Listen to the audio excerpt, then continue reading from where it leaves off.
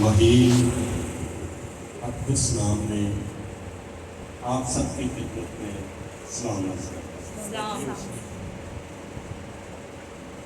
میرے عزیزو، کلام اقدس فرماتا ہے ہر چیز مٹ جائے لیکن خدا کا کلام اب تک قائم رہے گا۔ شاید آپ کو علم ہو یا نہ، جو دل لگا کر لوگ کلام کو سنتے اپنے اندر رکھتے ہیں، ان سے بڑھ کر دنیا میں کوئی خوش نصیب انسان ہے ہی نہیں۔ میں نے شاید کئی بار اس کی مثال دی ہے، جب کلام ہمیشہ قائم رہے گا، اگر وہ ہمارے اندر ہوگا تو ہم بھی ہمیشہ قائم رہیں گے۔ اسی کا نام ہمیشہ کی زندگی، اسی کا نام فردوس، اسی کا نام آسمان کی بادشاہی، اسی کا نام جنت ہے، جس کے لیے خالی میں آپ ہی نہیں، بڑی قومیں ترس رہی ہیں، لیکن ان کو اس بات کی تحقیقات یا یقین دہانی نہیں کہ ہم سچ مچ بھی ایک وقت آئے گا فردوسی ہو۔ ابھی تک بہت ساری قومیں اس کی تحقیقات میں ہیں، اپنے اپنے عقیدے کے مطابق بے ظاہر ہونٹوں سے تو سب ہی اس کا اظہار کرتے ہیں۔ شوکت بھائی، کسی مذہب کی طرف بھی چلے جاؤ، وہ اس بات کا انکار نہیں کرے گا کہ میں جنت میں نہیں ہوں، وہ کہے گا ہاں سب قومیں باہر ہوں گی لیکن میں ہی جنت ہوں۔ لیکن اگر آپ کے پاس خدا کا کلام ہے تو آپ کے پاس نہ ہی جنت ہے، نہ ہی فردوس ہے، نہ ہی آسمان کی بادشاہی ہے، نہ ہی آپ کی پاس زندگی ہے۔ دوسرا سوال پیدا ہوتا ہے، خدا کا کلام ہے کیا؟ جو خدا کے منہ سے عین احکام نکلے، اگر وہ عملی جامہ اختیار کر کے آپ کے اندر داخل ہو جاتے ہیں تو آپ کے پاس خدا کا کلام ہے۔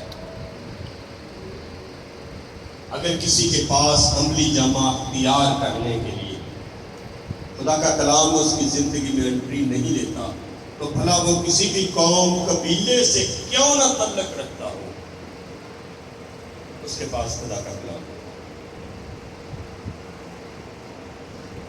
میں نے ایک بکس میں سے پڑھا، جب ابتدائی مسیحیوں پر بہت ظلم ہوتے تھے، شہیدان روح،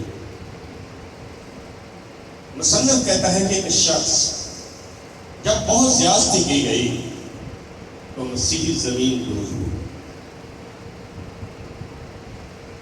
ریتی زمین کی گہرائیوں سے نکال کر بیچتے تھے۔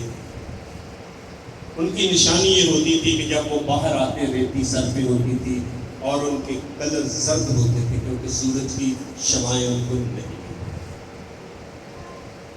ایک خفیہ راستہ انہوں نے بنایا ہوا تھا، سرنگ جس سے وہ اندر جاتے۔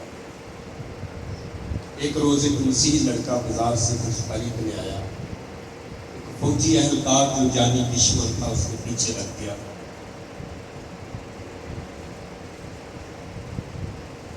اس نے کہا مجھے بتا دے، اس نے کہا میں جان تو دے سکتا ہوں لیکن غداری نہیں کر سکتا۔ اس نے کہا میں آپ سے عہد کرتا ہوں میں نقصان نہیں کرنا چاہتا۔ کہتا ہے کافی دیر سرموں میں چلنے کے بعد ایک جگہ پہ پہنچے، وہاں عبادت ہو رہی تھی، ایک پریچنگ کر رہا تھا، وہ دیکھ کر رکا نہیں، نہ ہی لوگ اٹھے۔ انہوں نے اپنے کام کو سر انجام دیا اور وہ فوجی اہلکار کہتا ہے مجھے ایک چیز نے تبدیل کر دیا کہ دنیا میں ہر شخص اپنے دشمن کی جان لینا چاہتا ہے، اگر یہ میری جان لے بھی لیتے تو میں کچھ کر نہیں سکتا تھا، کیوں؟ یہ بہت دوسرا خفیہ تھا۔ وہ کہتا ہے اس چیز نے میری زندگی کو تبدیل کر دیا۔ میں نے کہا جو اتنا رحیم شخصیت ہے، جس نے آپ کے اندر اتنا رحم دل ڈالا ہوا ہے، آج کے بعد میں بھی اسی کی پرستش کروں، اور اسی وجہ سے مسیحیت عروج پکڑتی اور تعبیر ہوتی۔ آئے میرے چیزوں، اگر آپ کے پاس کلام ہے تو آپ کے پاس زندگی ہے، آپ کے پاس فردوس ہے، آپ کے پاس جنت ہے۔ اگر آپ کے پاس خدا کا کلام نہیں تو کچھ نہیں۔ شاید ہم چرچ جاتے ہیں، ہمارے پاس کلام نہ ہو، شاید ہم دعا کرتے ہوں، ہمارے پاس کلام نہ ہو، شاید ہم کلیسیا کے سرگرم رکن ہوں، ہمارے پاس کلام نہ ہو، شاید ہم چرچ کے ایلڈر ڈیکن مبشر ہوں، لیکن ہمارے پاس خدا کا کلام۔ میں اب پھر سوالیہ فکرہ کرنا چاہ رہا ہوں، خدا کا کلام ہے ہمارے پاس کون ہے؟ میری بات کی سمجھ آئی ہے جب سوری جو عملی صورت اختیار کر کے ہمارے اندر انٹری لیتا ہے، وہ کلام آپ کے پاس یا آپ کے اندر ہے۔ اگر ایسی صورت نہیں تو آپ کے پاس کچھ بھی نہیں۔ شاید آپ کو کتنے ریفرنس یاد ہو، شاید آپ کتابوں سے لے کر بہت اچھا میسج دے لیتے، شاید آپ کی باتیں لوگوں کو متاثر بھی کر دیتی ہوں، لیکن اگر آپ کے پاس آپ کے اندر خدا کا کلام نہیں تو آپ کے پاس کچھ بھی نہیں۔ پھر میں عرض کرنا چاہ رہا ہوں، آپ کے پاس کون سا کلام؟ جو عملی جامہ اپنا کر زندگی میں انٹری لیتا ہے یا داخل ہوتا ہے یا زندگی میں چلا جاتا ہے، وہ آپ کے پاس خدا کا کلام ہے۔ اگر یہ نہیں تو آپ کے پاس کچھ بھی نہیں۔ سو آئے ہم کچھ سیکھنے کے لیے کلام خدا میں سے اپنے آپ کو خدا کے کلام کی طرف لے چلیں گے۔ آج ہم پیدائش کی کتاب کی طرف بڑھیں گے۔ پہلا باب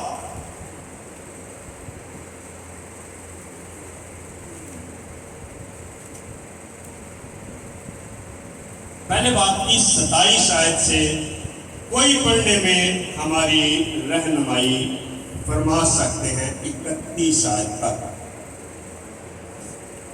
جی۔ اور خدا نے انسان کو اپنی صورت پر پیدا کیا، اور خدا کی صورت پر اس کو پیدا کیا، نر و ناری ان کو پیدا کیا۔ اور خدا نے ان کو برکت دی اور کہا کہ پھولو اور بڑھو اور زمین کو معمور و محفوظ کرو، اور سمندر کی مچھلیوں اور ہوا کے پرندوں اور کل جانوروں پر جو زمین پر چلتے ہیں اختیار رکھو۔ اور خدا نے کہا کہ دیکھو، میں تمام روئے زمین کی کل بیج دار سبزی اور ہر درخت جس میں اس کا بیج دار پھل ہو تم کو دیتا ہوں، یہ تمہارے کھانے کو ہوں۔ اور زمین کے کل جانوروں کے لیے اور ہوا کے کل پرندوں کے لیے اور ان سب کے لیے جو زمین پر رینگنے والے ہیں، جن میں زندگی کا دم ہے، کل ہری بوٹیاں کھانے کو دیتا۔ اور ایسا ہی ہوا۔ اور خدا نے سب پر جو اس نے بنایا تھا نظر کی، اور دیکھا کہ بہت اچھا ہے۔ اور شام ہوئی اور صبح ہوئی تو چھٹا دن ہوا۔ آمین۔ میرے عزیزوں، بہت مرتبہ میں اور آپ یہ زندگی رکھتے ہوئے کم علمی، بے سمجھی کے باعث خداوند یسوع کو اپنانے کے لیے ہی تیار نہیں۔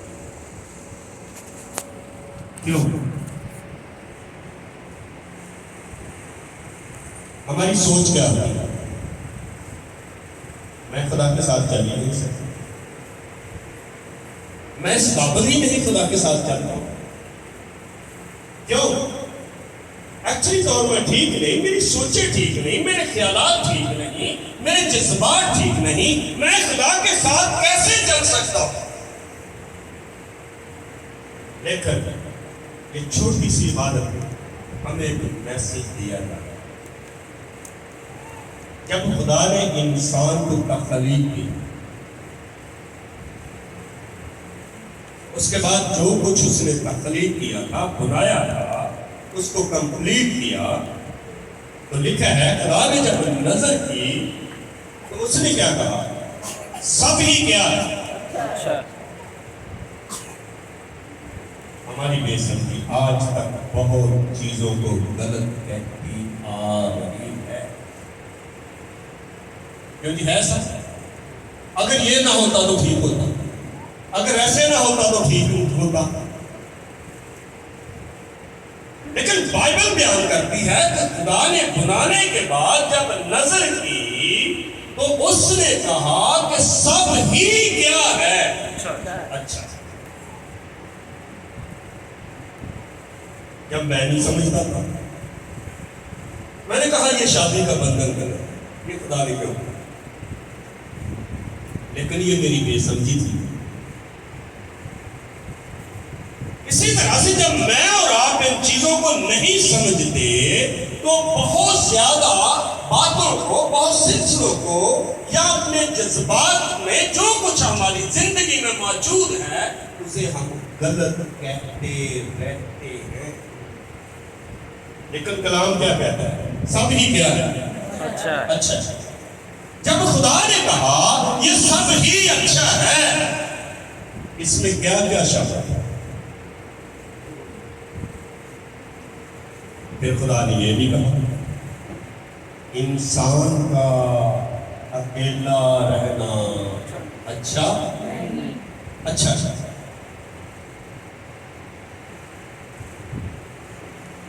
اس لیے جب خدا نے جوڑوں کو بنایا، تخلیق کا کام سر انجام دیا، آدم کے پاس لایا، آدم نے ان کے نام رکھے، تو وہاں لکھا ہے خدا نے کہا آدم کے لیے میں ایک مددگار، اس کی مدد کیا کروں؟ بناؤں۔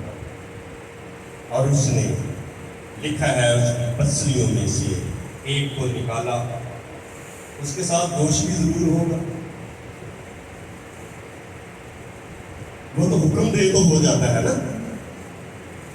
ایک عورت کو بنایا، انسان کمپلیٹ، بغیر شوہر، بغیر بیوی، میں اور آپ نا کمپلیٹ ہے۔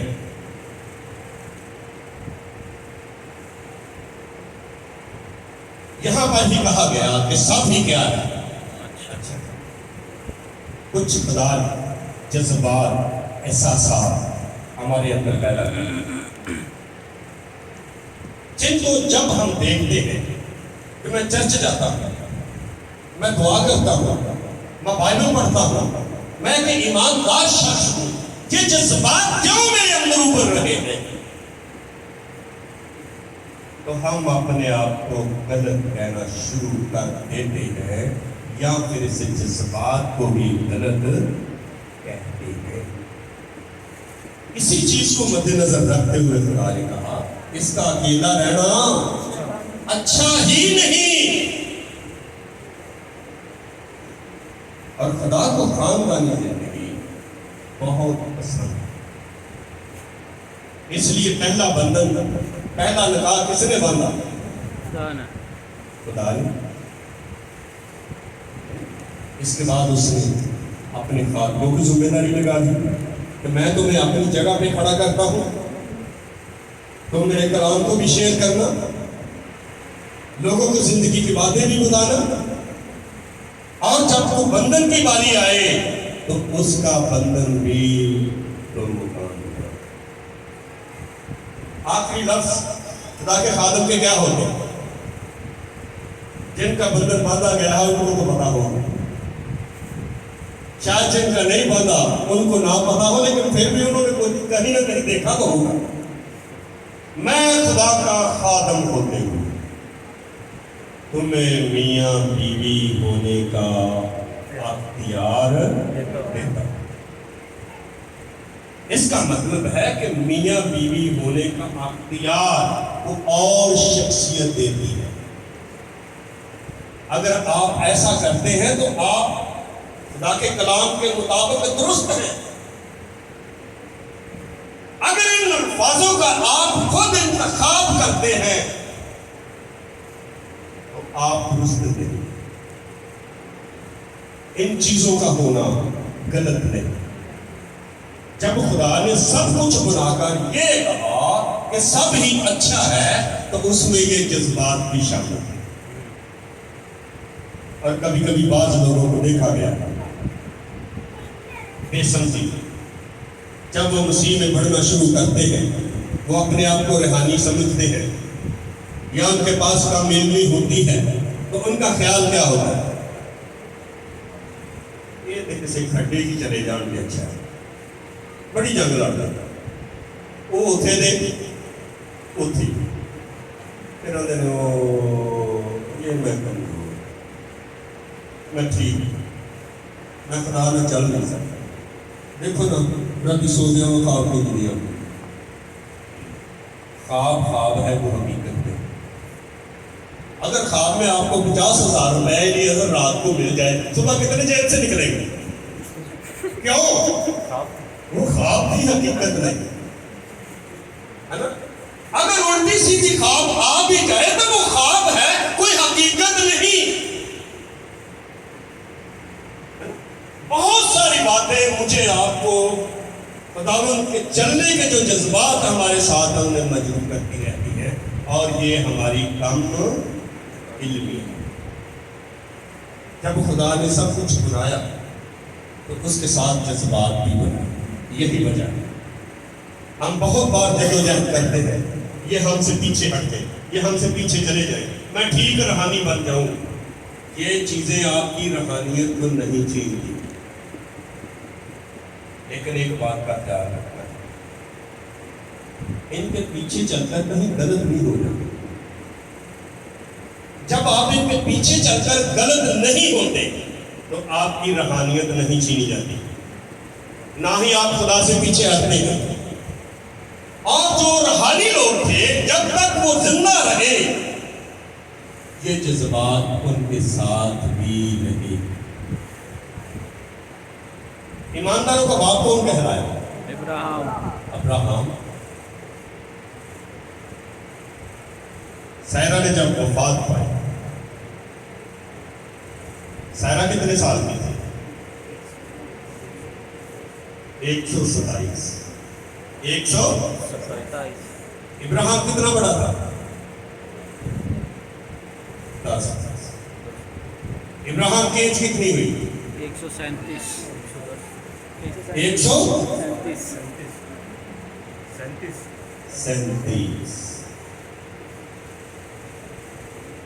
اگر یہ جذبات ہی غلط تھے تو ایمانداروں کے باپ کو 137 برس ہو کر دوبارہ شادی کرنے کی کیا ضرورت؟ لیکن اس نے کی. کیوں؟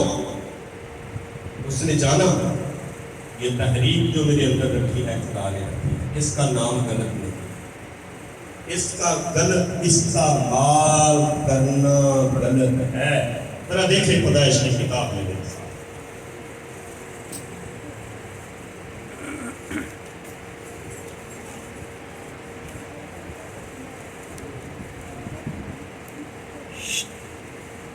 پیدائش کی کتاب اس کا 25 باب اس کی تقریباً ہم پہلی آیت سے پڑھیں گے. جی. اور ابراہم نے پھر ایک اور بیوی کی جس کا نام کتورا تھا اور اس سے زرمران اور یوکسان اور مدنان اور مدیان اور اسفاق اور سوق پیدا ہوئے. آمین. اب سیرا یہاں وفات پا چکی. ابراہم کی ایج کتنی ہے؟ بھائی اگر زندگی روحانی گزارنی ہے تو ایمانداروں کے ساتھ مل کر تو چلو. اس کو سیکھو تو صحیح, اس کو جانو تو صحیح. ہو سکتا ہے لوگ کہتے ہوں بابے کی ہوگی, بابے میں کچھ نہیں ہوئے. بابا خدا کے عین کو سمجھتا ہے، بابے کو خدا نے کچھ سکھایا ہے، بابے نے یہ سیکھا ہے کہ ان میں الجھ کر غلط ہونا غلط ہے، اس جذبات کا پورا کرنا بالکل غلط نہیں۔ اس میں سے اور بھی 5-6 بیٹے اس کے بعد پیدا ہوئے، لیکن اصلی وارث جو تھا وہ اسحاق ہی ہے۔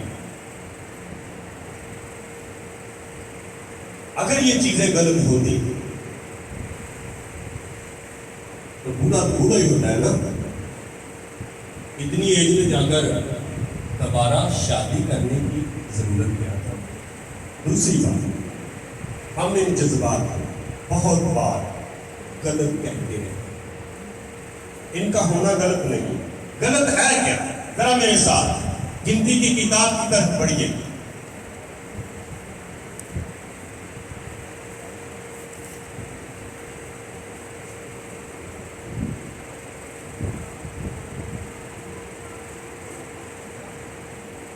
گنتی کی کتاب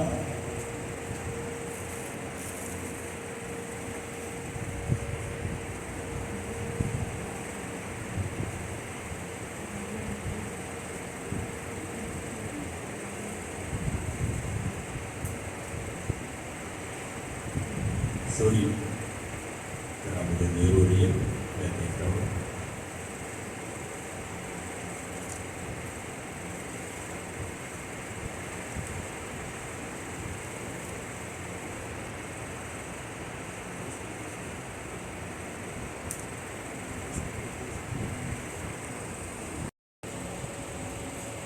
کہ یہ جھالر تمہارے لیے ایسی ہو کہ تم ان کو دیکھو، تم میرے سب حکموں کو یاد کر کے ان کو عمل میں لاؤ اور اپنے دل کی اور آنکھوں کی خواہشوں کی پیروی میں جی پڑھ دیجیے۔ Thank you. کتاب اس کا 15واں باب اور اس کی 37ویں آیت۔ اور خداوند نے موسیٰ سے کہا، بنی اسرائیل سے کہہ کہ وہ نسل در نسل اپنے پہلوؤں کے کناروں پر جھالر لگائیں اور ہر کنارے کی جھالر کے اوپر آسمانی رنگ کا ڈورا ٹانگیں۔ یہ جھالر تمہارے لیے ایسی ہو کہ جب تم اسے دیکھو تو خدا کے سب حکموں کو یاد کر کے ان پر عمل کرو اور اپنے دل اور آنکھوں کی خواہشوں کی پیروی میں زناکاری نہ کرتے پھرو جیسا کرتے آئے ہو۔ آمین۔ اس کا مطلب ہے اس جذبات کا ہونا غلط نہیں، غلط یہ ہے کہ اس کا مس یوز کرو۔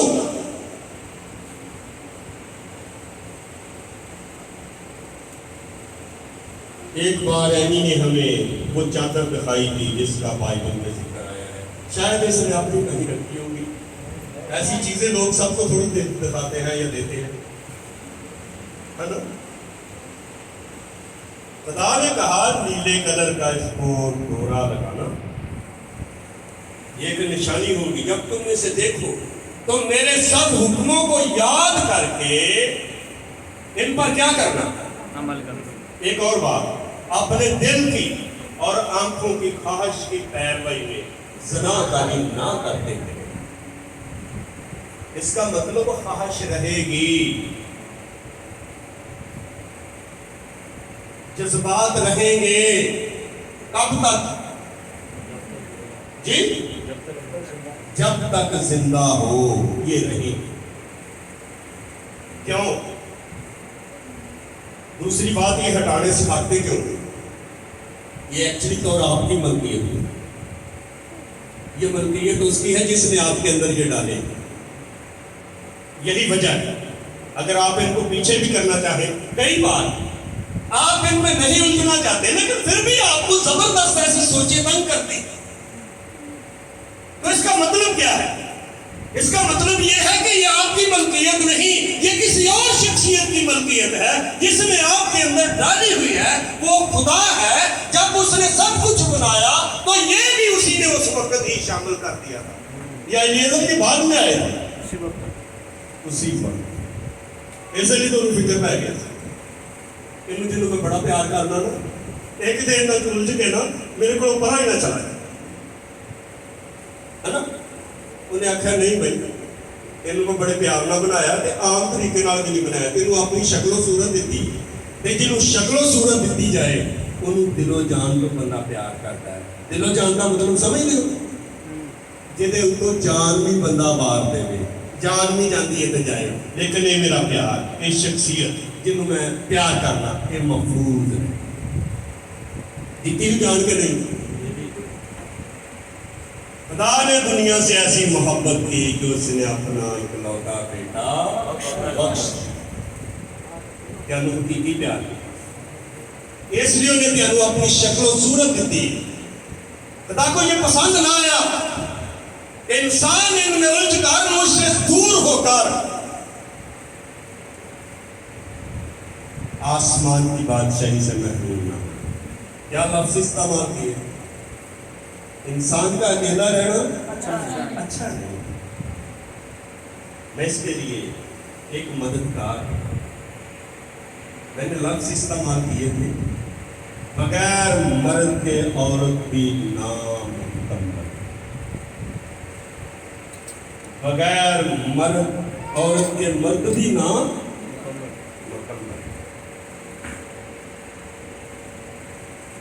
خدا نے کچھ کام تقسیم کیے, کچھ کام عورت کرتی ہے, کچھ کام مرد کرتا ہے, پھر کیا ہوتا ہے کارن.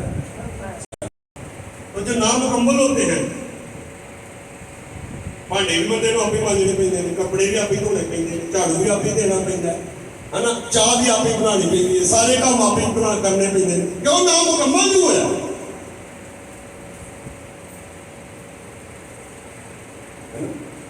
لیکن یہ خدا کا انتظام ہے. جب اپنے اپنے کام کرتے ہیں تو پھر خوبصورتی آتی ہے. یہ قدرتی نظام ہے. گھر خوبصورت لگتا ہے, گھر اچھا لگتا ہے, گھر میں خوشیاں آتی ہیں, گھر میں شادمانی آتی ہے. کاش کہ ہمارے اندر ایک دوسرے کے لیے ہمدردی, محبت, پیار پیدا ہو. جب یہ نہیں ہوتا تو پھر بھی زندگی ادھوری ہوتی. اس لیے میرے عزیزوں, بہت سارے لوگ جب ان باتوں کو نہیں سمجھ پاتے تو وہ یہ کہتے ہیں کہ ہم خدا کے ساتھ چلنے کے قابل ہی نہیں. کتنے لوگ جو ان جذبات میں جائز ناجائز طریقہ کار سے اپنی خواہشات کو پورا خدا کی حضور سے دور چلے گئے, جہنم کے وارث بن گئے. عبرانیوں کے مصنف نے کیا کہا؟ بیاہ کرنا سب میں عزت کی بات سمجھی جائے. آگے کیا کہتا ہے؟ تاکہ بستر بے داغ رہے, کیونکہ خدا زانیوں اور بدکاروں کی کیا کرے گا؟ ایسے لوگوں کو ایک دن عدالت میں کھڑا ہوگا. خدا کی یہ مرضی کہ ہم باعزت طریقہ سے اپنے بیاہ شادی سر انجام دیں. اگر ہم ایسا کرتے ہیں تو خدا کو یہ پسند آتا ہے. ذرا میرے ساتھ تسلیتیوں کے خط کی طرف بڑھی. اس کی بابت خدا نے کیا فرمایا؟ تسلیتیوں کا پہلا خط 4 باب اس کی 3 آیت سے پڑھیں. چنانچہ خدا کی مرضی یہ ہے کہ تم پاک بنو, یعنی حرام کاری سے بچے رہو, اور ہر ایک تم میں سے پاکیزگی اور عزت کے ساتھ اپنے زر کو حاصل کرنا چاہتے. ضرور کو حاصل کرنا چاہتے. ٹھیک پڑھیں. نہ شہوت کے جوش سے ان قوموں کی مانند جو خدا کو نہیں جانتے, اور کوئی شخص اپنے بھائی کے ساتھ اس عمل میں زیادتی اور دغا نہ کرے, کیونکہ خداوند ان سب کاموں کا بدلہ لینے والا ہے. چنانچہ ہم نے پہلے بھی تم کو تنبیہ کر کے جتا دیا تھا, اس لیے کہ خدا نے ہم کو ناپاکی کے لیے نہیں بلکہ پاکیزگی کے لیے بلایا. پر جو نہیں مانتا وہ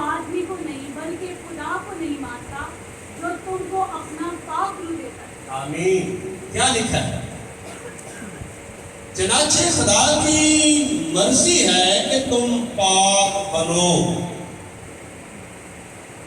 اس کا مطلب جب میں اور آپ اپنے جذبات میں الجھ جاتے ہیں ہم پاک نہیں ہیں.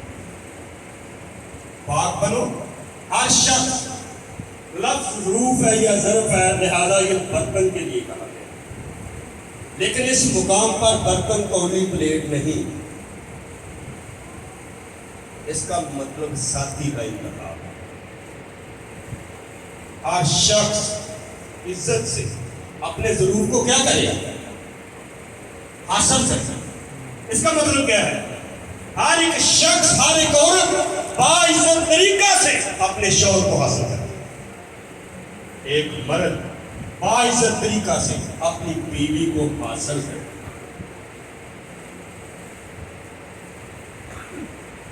کیونکہ تم پاک ہو.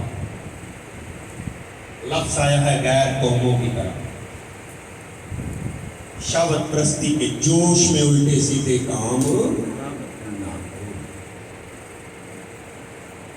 بنی اسرائیل کو خدا نے ایک تاکید کی جب ملک مصر سے نکلے. میں تم کو ملک مصر سے نکال کر لے جا رہا ہوں، ان قوموں کے ساتھ کوئی سمجھوتا نہ کرنا. میں تم کو توفیق دوں گا، وہ تمہارے آگے سے تیز ہوتے جائیں گے. لیکن ایک بات ہے، نہ ہی تم ملک مصر کی رسموں کو ماننا، نہ ہی ملک کنعان کی رسموں کو ماننا.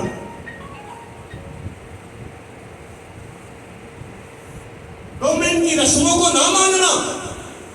ذرا میرے ساتھ احبار کی کتاب کی طرف یہ جاننے کے لیے بڑی ہے.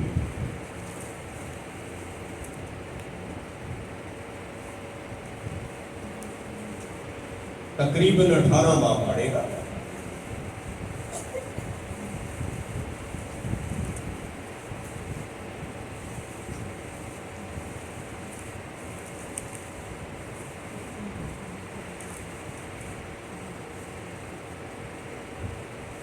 جی پہلی آیت سے. اور جو کچھ خداوند نے موسیٰ اور اپنی قوم اور اسرائیل کے لیے کیا، اور جس طرح سے خداوند نے اسرائیل کو مصر سے نکالا، سب موسیٰ کے احبار 18 باب کی پہلی آیت سے. نکالا تو آپ پڑھو.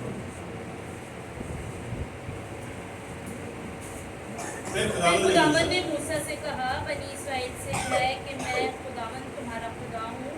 تم مصر کے سے کام جس میں تم رہتے تھے نہ کرنا، اور ملک کنعان کے سے کام جہاں میں تمہیں لے جاتا ہوں نہ کرنا، اور نہ ان کی رسموں پر چلنا. تم میرے حکموں پر عمل کرنا اور میرے آئین کو مان کر ان پر چلنا. میں خداوند تمہارا خدا ہوں. سو تم میرے آئین اور احکام ماننا، جن پر اگر کوئی عمل کرے تو وہ انہی کی بدولت جیتا رہے گا. میں خداوند ہوں. ملک مصر ور کے کام نہ کرے تے نہ ہی ملک کنعان ور کے.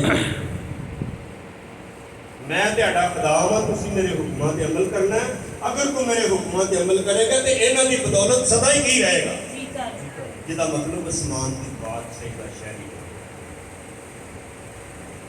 اسی عبارت کو جب آگے بڑھتے ہیں تو ایک رشتوں کی بڑی لمبی لسٹ جن کو ٹچ نہیں کرنا. اس کا مطلب ہے ان میں شادی بیاہ نہیں کرنا. لیکن غیر قومیں ان چیزوں کا امتیاز نہیں کرتی. 18واں حکمران تھا مصر.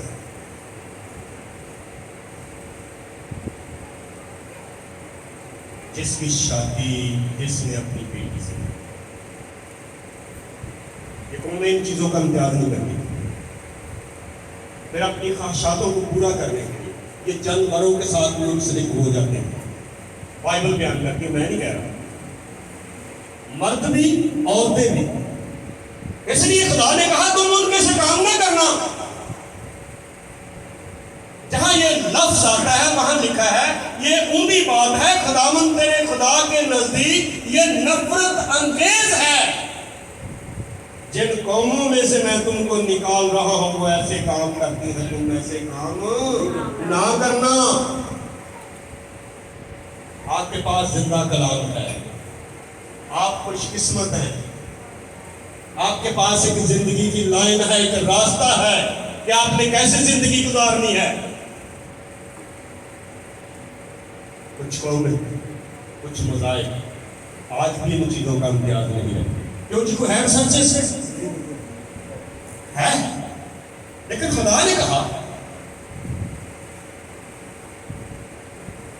لفظ آیا ہے تیرے باپ کی بیٹی یا تیری ماں کی بیٹی۔ اس کا مطلب کیا ہے؟ آمین۔ مثال کے طور پر جیسے ماں کی ڈیتھ ہوگی، اس نے کسی اور خاتون سے شادی کی، اس کے ساتھ پیچھے سے بیٹی آئی ہے، کیونکہ اس کی ماں اس کے باپ کی کیا بنی؟ تو بیٹی کیا بنی؟ بیٹی۔ تو اس کی کیا بنی؟ بہن۔ تو اس کو بھی کہیں بے پردہ نہ کرنا۔ لفظ یہاں پر باپ کی بیٹی کا، ماں کی بیٹی کا ہے، جس کا مطلب ہے ستیلی بہن یا ستیلا بھائی اس کے ساتھ بھی تو ایسا نہ کرنا، میں خداوند تیرا خدا ہوں۔ کبھی آپ ریسرچ کر کے دیکھیں، اگر آپ کو شوق ہے مذہبی ریسرچ کا، کوئی مذہب اتنی سختی نہیں کرتا۔ میں نے امید ہے کہ شوق کے ساتھ ضرور ریسرچ رکھ رہے گا۔ ہے کسی میں؟ نہیں، کسی میں نہیں۔ میں بھی ایسی ریسرچ کا شوق رکھتا ہوں، کسی مذہب میں یہ نہیں۔ کیوں؟ یہ آئین آپ کو عام نہیں، اوپر سے آئے ہیں۔ کسی کے پاس اوپر سے آئے ہوں تو کوئی یہ کہے نا، وہ تحریریں کن کی ہیں؟ ہاتھوں کی، انسانوں کی۔ اوپر سے آئے تو ایسی باتیں اس میں شامل ہونا، جب ہے ہی ہاتھوں کی، ہے ہی انسانوں کی، تو ایسی باتیں کہاں سے آئیں گی؟ اس لیے آپ خوش قسمت ہیں، آپ کے پاس خدا کا کلام ہے۔ اگر آپ کے پاس خدا کا کلام ہے، آپ کے پاس زندگی ہے، آپ کے پاس فردوس ہے، آپ کے پاس جنت ہے، آپ کے پاس آسمان کی بادشاہی ہے۔ کیا لکھا ہے؟ بہت بڑا بات، تم ابھی سے مسیح یسوع کے ساتھ آسمانی مقاموں پر اٹھائے گئے ہو۔ افسیوں کا مصنف کہتا ہے نا، ابھی سے اٹھائے گئے ہو۔ آپ کا بیٹی کیا نام ہے جی؟ سادیہ آپ کی جگہ انتظار کر رہی ہے، آپ کی خوبصورت چہر آپ کا انتظار کر رہی ہے۔ آپ مسیح یسوع کے ساتھ آسمانی مقاموں پر ہیں، وہ انتظار کر رہا ہے کہ میری بیٹی کب ایک کا سفر پورا ہو، میرے پاس آئے، جو میں نے جگہ اس کے لیے رکھی ہے وہ اس کو آ کر انعام میں لے لے۔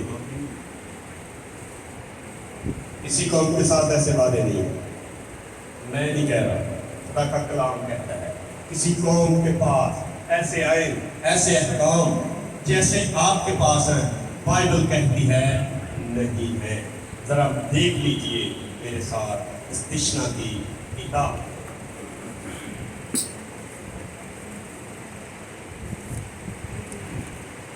چار باب،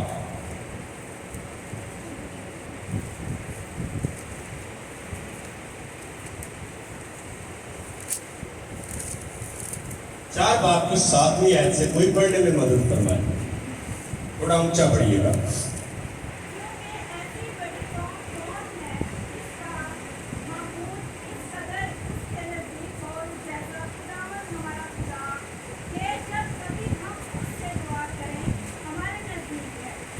جی پڑھیے۔ اور کون ایسی بزرگ قوم ہے جس کے آئین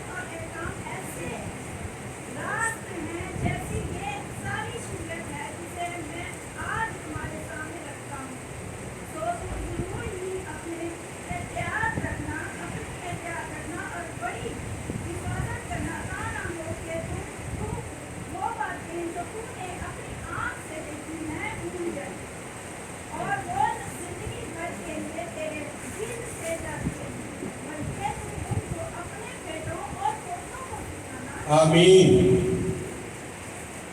मैं नहीं कह रहा, खुदा का कलाम कह रहा है। जैसे आइन अहकाम आपके पास है दुनिया में, किसी के पास नहीं। एक ही कौम का खुदा कहलाया जिसका नाम इस्राएल। आप ईमान लाने के वक्त से उसे मिरास में शामिल हैं, वरना आपका कोई तल्लुक वास्ता नहीं है उससे। जब आप ईमान लाते हैं तो आप उस मिरास में खुद ब खुद ही जम हो जाते हैं, शामिल हो जाते हैं।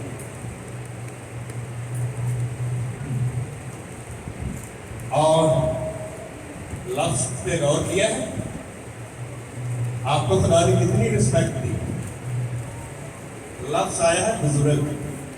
बुजुर्ग का क्या मतलब है जी? सॉरी, यहाँ पे उम्र रसीदा नहीं है, यहाँ पे वो है जिसका मुकाम अहम दूसरों से बेहतर है। हाँ बिल्कुल आपने कहा। कौन ऐसी बुजुर्ग कौम है? इसका मतलब खुदा ने आपको तख्लीक किया है अपनी सूरत पर, वो आपको रिस्पेक्ट भी देता है। मैं जरा रिस्पेक्ट देने होती तो इज्जत खुद बखुद ही करन दे दिल करता है। अगर फिर भी तुसी खुदा की ताबेदारी नहीं करते तो ध्याने नाल नुकसान दुनिया में हो केड़ा सकता है? इसलिए कौन ऐसी बुजुर्ग कौम है जिसके आइन अहकाम ऐसे रास्त हैं जैसे ये सारी शरीयत है जिसे मैं आज तुम्हारे सामने रखता हूं। जवाब दिए, कोई नहीं, कोई नहीं, कोई नहीं, कोई नहीं। ये बात अलग है, तुसी रिसर्चमैन ना हो, तुसी बाइबल ना पढ़ो, तुसी बाइबल तो अजो ना सुनो तो तुसी दुनिया अपने आप को सब तो छोटे घटिया हकीर समझते रहो, ये अलग बात है। अगर साढ़े बच्चे बाइबल ना रिलेटेड होते तो आज साढ़े बच्चे गैर कौमां शादियां ना करते। उन्होंने अपने मुकाम को नहीं समझा, अपने म्यार को नहीं समझ पाए। खुदा के नजदीक एक बहुत बड़ा गुनाह है। बनी इसराइल ने एक वक्त कीता, खुदा नाराज हो गया। जरा मेरे नाल अज़रा की किताब पर पढ़िए।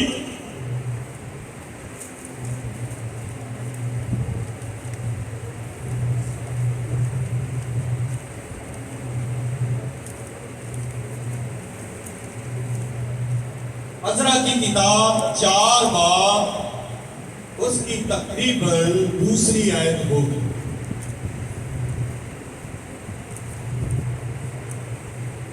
कोई पढ़ने में मदद फरमा सकते हैं?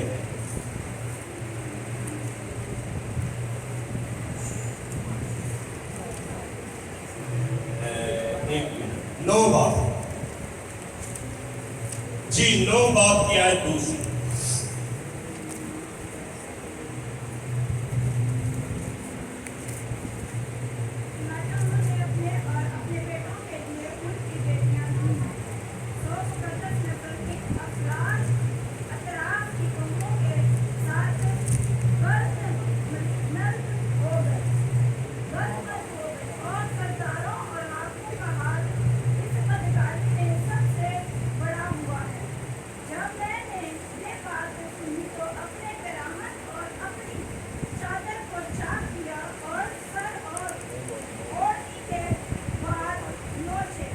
आमीन। ये वक्त कहाँ का है? बाबल जिसे रात कहते हैं, सीरी से वापसी का।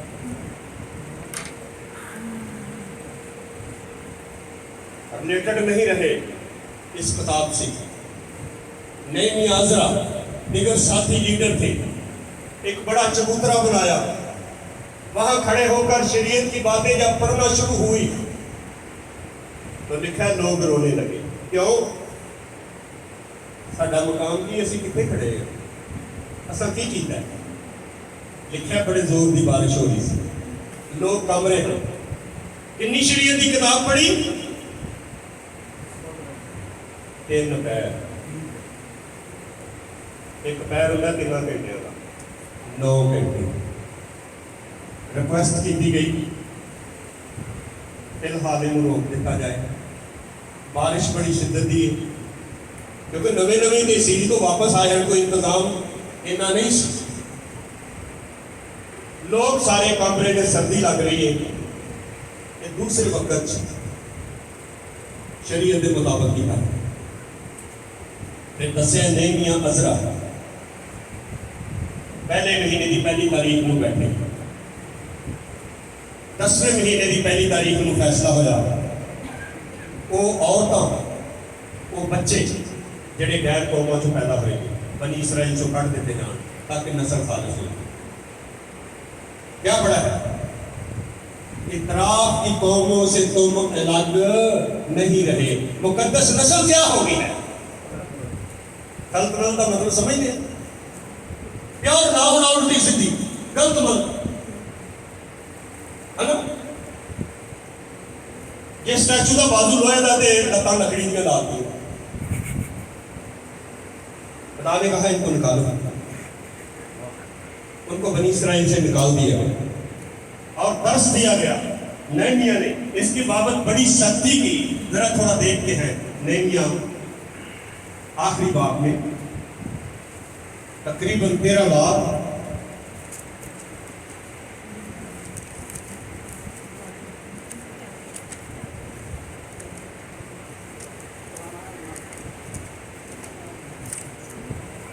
बाब की 23 आयत से पढ़ते हैं। जो ऊंची आवाज से पढ़ सकता है वो पढ़े। उन्हीं दिनों में मैंने उन यहूदियों को भी देखा जिन्होंने अशूरी और अमूनी और मोआबी औरतें ब्याह ली और उनके बच्चों की जबान आधी अशूरी थी और वो यहूदी जबान में बात नहीं कर सकते थे, बल्कि हर कौम की बोली के मुताबिक बोलते थे। तो मैंने उनसे झगड़कर उनको लानत की और उनमें से बास को मारा और उनके बाल नोच डाले और उनको खुदा की कसम खिलाई कि तुम अपनी बेटियां उनके बेटों को ना दें और ना अपने बेटों को उनके लिए और ना अपने लिए उनकी बेटियां लेना। क्या शाह इस्राइल सुलेमान ने इन बातों से गुनाह नहीं किया? अगरचा अक्सर कौमों में उसकी माने कोई बादशाह ना था और वो अपने खुदा का प्यारा था और खुदा ने उसे सारे इस्राएल का बादशाह बनाया, तो भी अजनबी औरतों ने उसे भी गुनाह में फुसलाया। सो क्या हम तुम्हारी सुनकर ऐसी बड़ी बुराई करें कि अजनबी औरतों को ब्याह कर अपने खुदा का गुनाह करें? आमीन। अगर साढ़े बच्चे बाइबल ਨਾਲ रिलेटेड हो तो अगले दिन देखने पैन बिल्कुल। बहुत नेहमिया ने सख्ती की थी। हुक्मरान से आंदा मैं बात को मारिया वाल पुटे, तुसी ये की करते हो? क्यों अजनबी औरतां ब्याहियां ने गैर कौम से क्यों शादी करते हो? दस्या बच्चों की अद्धी बोली शदूदी यहूदी जबान च ठीक बात नहीं कर सकता, तगड़ मगड़ बोलते। फिर सुलेमान का रेफरेंस देता है, वो खुदा का प्यारा सा, उन्हें अजनबी औरतां ब्याहियां, सारी उम्र रोना भी तो औरतों ने रोया होना है ना। जिन्नी सुलेमान ने औरतों की गल की होर घट गई है ना। आंदा मरद के 1000 चो एक अकलमंद मिल गया पर औरत एक राय पुठे पै गए तो अकलमंद तेन मिलनी नहीं। तुम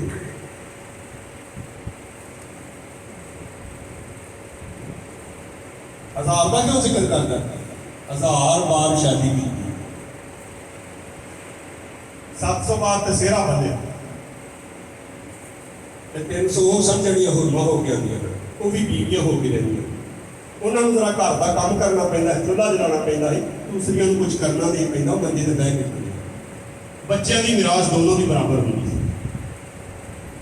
है ना। इसलिए आंदा मरद ते 1000 चो एक अकलमंद मिल गया पर औरत एक भी नहीं मिली। हुण की आंदा ਆਂਦਾ ਝਗੜਾਲੂ ਬੀਵੀ ਦੇ ਨਾਲ ਖੁੱਲੇ ਘਰ 'ਚ ਰਹਿਣਾ, ਛੱਤ ਦੇ ਕੋਲੇ ਤੇ ਰਹਿਣਾ ਨਾ ਚੰਗਾ ਹੈ। ਝਗੜਦੀਆਂ ਬੜਾ।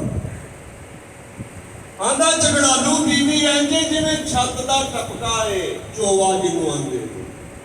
ਚੋਵਾ ਜਦੋਂ ਪੈਂਦਾ ਸਕੂਨ ਆਉਂਦਾ ਜੀ। ਕਿਉਂ ਬੇਟਾ ਕਦੀ ਬਾਰਿਸ਼ ਦਾ ਚੋਵਾ ਘਰ ਤੁਹਾਡਾ ਚੋਣਾ ਹੋਏ ਤਾਂ ਸਕੂਨ ਨਾਲ ਸੌਂਦੇ ਹੋ? ਨਹੀਂ। ਹੁਣ ਕੀ ਆਂਦਾ? ਆਂਦਾ ਖੁਸ਼ਕਿਸਮਤ ਹੈ ਜਿਹਨੂੰ ਨੇਕ ਔਰਤ ਮਿਲ ਗਈ। ਉਹਨੂੰ ਖੁਦਾ ਨੇ ਕੀ ਦਿੱਤਾ ਹੈ? ਤੋਹਫਾ। ਉਹਦੀ ਕਦਰ ਮਰਜਾਨ ਨਾਲੋਂ ਵੀ ਜ਼ਿਆਦਾ। ਮਰਜਾਨ ਕਿੱਥੇ ਹੁੰਦਾ? ਇੱਕ ਦੇ ਮਰਜਾਨ ਹੁੰਦਾ ਪਹਾੜਾਂ ਦੀ ਤਹਿ 'ਚ, ਸਮੁੰਦਰਾਂ ਦੀ ਤਹਿ 'ਚ। ਇੱਕ ਮਰਜਾਨ ਪੱਥਰ ਹੁੰਦਾ ਹੈ। ਹਾਂਜੀ, ਇਹ ਬੜੀ ਕੀਮਤੀ ਚੀਜ਼ ਹੈ ਔਰ ਲਾਗਿਓ ਨਹੀਂ ਮਿਲਦੀ। ਉਹਦੀ ਕਦਰ ਮਰਜਾਨ ਨਾਲੋਂ ਹੀ ਜ਼ਿਆਦਾ। ਆਂਦਾ ਉਹਦੀ ਮਿਹਨਤ ਦਾ ਕੀ ਕਰੋ, ਉਹਨੂੰ ਅਜਰ दो। इसलिए मेरे जीजों, खुशकिस्मत वो लोग हैं जो खुदा के कलाम को मद्देनजर रखकर जिंदगी गुजारते हैं और अनकरीब वक्त वही लोग आसमान की बादशाही के क्या होंगे? वारिस। सो अपने आप को जांचो। कलाम है, मैं अर्ज करांगा हल को दे। कलाम है, हाथ दिखाइए। कलाम है कितने भी अंदर अंदर अंदर कदों जाता है? जदों अमली सूरत तुसी आम नहीं, तुसी आम कौमा नहीं। खुदा के नजदीक तेरी बड़ी रिस्पैक्ट है। तेनू बुजुर्ग लफ्ज कह के खुदा ने पुकारिया है। कौन ऐसी बुजुर्ग कौम है जिसके आयन अहकाम ऐसे रास्त हैं जैसे ये सारी शरीयत जिसे मैं आज तुम्हारे सामने रखता हूँ। ਇਹਦਾ मतलब है किसी को भी नहीं। ਇਹਦਾ मतलब है किसी को भी नहीं। ਤੇ ਫਿਰ ਤੁਹਾਡੇ ਨਾਲ ਕੋਈ ਖੁਸ਼ ਨਸੀਬ ਹੋ ਸਕਦਾ? ਕੀ ਫਰਕ ਪੈਂਦਾ ਜੇ ਦੁਨੀਆ ਦੀਆਂ ਚੀਜ਼ਾਂ ਕੰਮ ਨੇ? ਕੀ ਫਰਕ ਪੈਂਦਾ ਜੇ ਆਪਣਾ ਮਕਾਨ ਨਹੀਂ? ਕੀ ਫਰਕ ਪੈਂਦਾ ਅਗਰ ਜ਼ਿਆਦਾ ਪੈਸਾ ਨਹੀਂ ਹੈ ਨਾ? ਤੁਸੀਂ ਅਸਮਾਨ ਦੀ ਬਾਦਸ਼ਾਹੀ ਦੇ ਸ਼ਹਿਰੀ ਹੋ और ਤੁਹਾਡੇ ਕੋਲ बेशकीमत चीज। खुदावंद इन बातों पर बरकत दे जो उसने मुझे छोटे में विश्वास। आमीन।